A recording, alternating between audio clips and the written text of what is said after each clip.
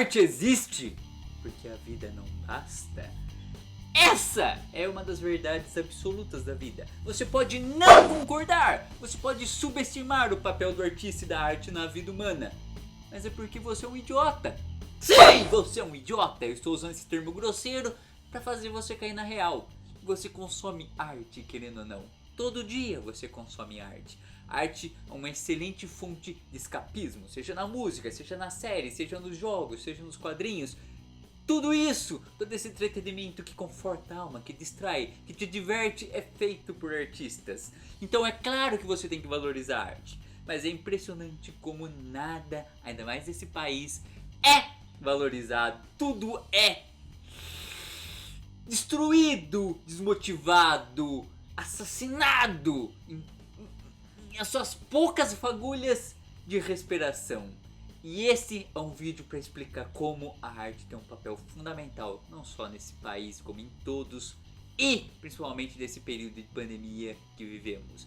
Eu sou o professor de arte cartunista Raposa, um renomado ninguém. Mas sabe o que é o ninguém? A arte e a cultura brasileira, vinda principalmente das três matrizes, africana, europeia e indígena. E se esse governo pudesse, ele matava duas delas, pelo menos. Vocês sabem quais. É curioso, mas a arte sofre com essa ambiguidade. Ela é muito consumida, ela é essencial, mas ao mesmo tempo ela é tratada como uma coisa menos importante.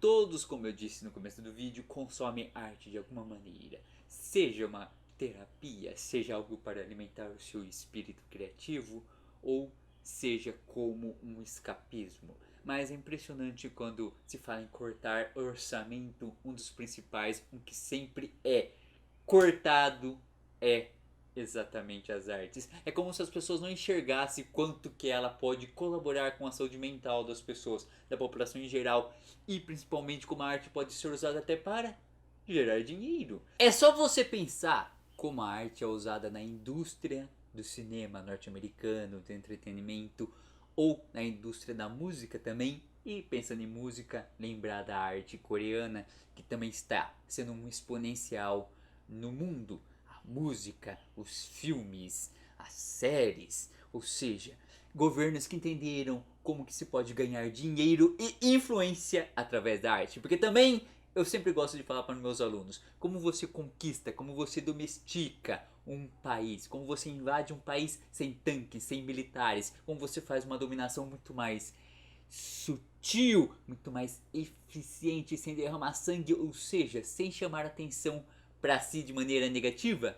Com a dominação cultural, quando a gente é invadido com esse monte de cultura enlatado norte-americano, eles estão fazendo o quê? Eles estão tirando o seu identitarismo nacional, patriota, sua valorização da sua cultura e socando o modo de vida cultural deles. Ou seja, dizem que a classe média brasileira é a mais parecida no mundo com a da norte-americana. Ou seja, a classe média brasileira, ou até mesmo a classe C, é parecida com se vive o cidadão comum dos Estados Unidos. E isso é por culpa do quê?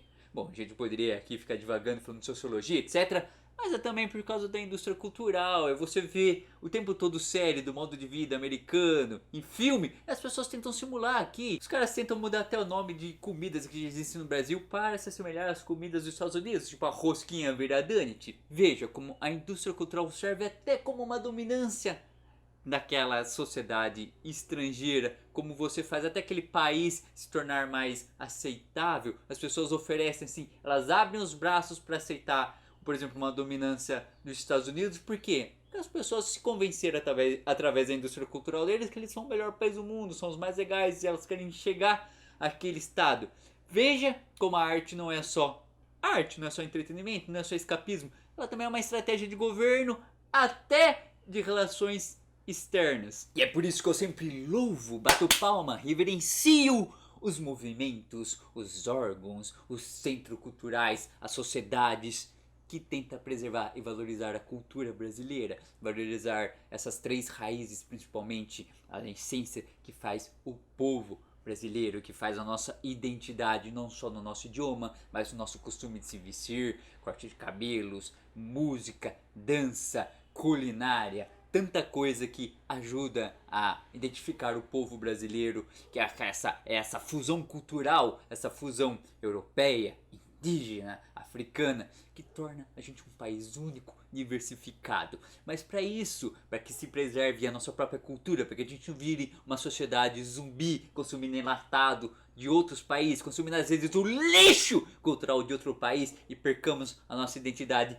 e começamos a nos identificar muito mais com o estrangeiro, é preciso, velho, investir na arte, investir na cultura. E é o que esse governo, é óbvio que você vai ouvir falar desse governo, não faz. É o governo que em todos os outros mandatos atrás menos se investiu em cultura, menos se investiu em arte, ainda mais numa pandemia em que, é claro, né, eu sou um idiota, eu falo numa pandemia que as pessoas precisam ficar em casa, e então uma das maneiras de prender as pessoas em casa talvez seja consumindo arte. Aí eu lembrei que esse governo não quer que as pessoas fiquem em casa, e quer que as pessoas saiam na rua, não usem máscara e não dê a vacina da cloroquina que não funciona. Ai, que governo maravilhoso! Eu aqui revoltado, ia fazer um vídeo pra falar que esse governo não investe em cultura e em arte, mas aí quando eu falo dessas coisas parece até irrelevante comparado a coisas que ele deveria ter investido e não fez. Mas é um fato que desde 2009, vocês podem ver aqui, desde 2009, em 10 anos, né, calculando até 2019, em 10 anos, quando se menos investiu em arte, atualmente não se investiu nem 1 milhão, ou seja, um monte de artista desempregado, sem poder frequentar museu, quer dizer, né, a gente sem poder frequentar o museu, os artistas sem poder trabalhar no museu, trabalhar nos seus espaços culturais, ou seja, passando dificuldades, e nesse momento tão desesperador, o que você faz? É o dia, é o ano que você menos se investe para ajudar este povo. Saiu aquela lei do Aldir Blanc para tentar ajudar os artistas, eles querem dar um upgrade para a lei, transformar na do Paulo Gustavo também, para dar mais um upgrade para ajudar os artistas, mas se depender dessa droga de governo, bom, isso aí nunca vai acontecer, porque para eles, artista é maconheiro, é vagabundo, é esquerdista, ou seja, eles consomem arte, mas principalmente arte estrangeira, e esquece que aquilo ali só existe porque aquele país investiu naquele artista e não pensou que ele era um maconheiro, vagabundo, preguiçoso, esquerdista. Veja a contradição. Você consome, você se delicia daquele consumismo cultural, mas aí na hora de valorizar você faz o quê? Você assassina a coisa. Quando eu falo que a arte pode ser usada como uma terapia para ajudar na saúde mental, na concentração da pessoa, não estou dizendo só em consumir arte, seja ela na dança, na música, nas artes visuais, na indústria fonográfica, que seja aí, nas mídias digitais. Eu estou dizendo também se fazer arte, por exemplo, a prática do desenho que eu ensino nesse canal, ou você dançar, ou você tocar um instrumento, ou você cantar, que seja. A arte também é uma terapia. E você não precisa fazer isso bem, você não precisa ter uma prática artística pensando em ser profissional, ter um resultado profissional. Você só precisa fazer como um passatempo, um entretenimento, um momento seu para que você se divirta. Não só seu, mas se você morar com mais gente, um momento coletivo. E aí, nessa harmonia artísticas, se tornarem pessoas mais relaxadas, desenvolver a criatividade, até a coordenação motora, depende do que você estiver fazendo, seu ouvido musical, o ganho mental é incrível, tanto que a arte é usada como terapias em algumas clínicas de reabilitação, que as pessoas estão passando por momentos tensos. Então perceba como o papel da arte não é só um entretenimento que você pode viver sem, ele ajuda, por exemplo, no seu desenvolvimento de sensibilidade, de empatia. Talvez seja por isso que esse governo não quer investir em arte, porque ele não quer pessoas sensíveis e empáticas, eles querem pessoas reaças, robotizadas, lobotomizadas, que fica gritando mito e fazendo passeata pra um cara que colaborou com pelo menos 200 mil mortes dessas todas que tivemos nesse país, segundo muitos cálculos de cientistas sérios. Veja só, mexendo nesse assunto da saúde mental, um espectador mandou, né, pediu, na verdade ele mandou, porque quando um espectador comenta nesse canal, é uma ordem, ele manda no que eu vou falar nesse canal. Tamanha valorização que eu dou a vocês, então por isso dê um like, dá um engajamento nesse vídeo. Ele comentou para eu falar sobre a arte ajudar a superar, por exemplo, um trauma. Olha, isso aí é um assunto delicado, porque depende do ponto de vista. Cada pessoa vai superar um trauma, por exemplo, uma tragédia, de uma maneira. Tem gente que transforma a sua dor em arte, tem gente que mergulha em arte, em algum consumismo cultural, intelectual, que seja, ou algum outro escapismo de entretenimento que ajuda a pessoa a escapar um pouco do problema, diminuir um pouco a dor. Outros, como eu falei, transformam sua dor, sofrimento numa força criativa e produz arte, seja relacionado com a sua tragédia ou não, ou só como um escapismo também ao mesmo tempo que está produzindo.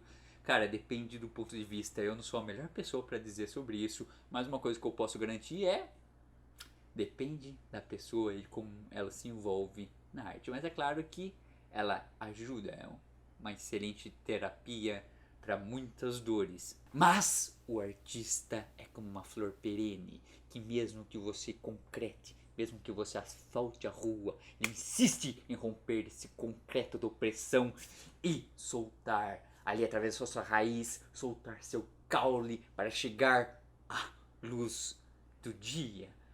Por mais que você limite, por mais que você destrua, por mais que você coloque gente maluca, por exemplo, nazistas, atrizes retardadas, para cuidar da cultura do país, que tem a intenção só de estragar, de destruir ainda mais, a arte vai persistir, o artista vai continuar respirando, porque se o artista não sumiu neste governo, velho, agora que ele resiste a tudo, talvez ficou mais calejado para ficar ainda mais resiliente, para ainda conduzir a sua arte, produzir, ser um vetor cultural que transforma as pessoas. Porque, como diz aquela frase que eu gosto muito, a arte não é um espelho para refletir o mundo, a arte é um martelo para forjá-lo.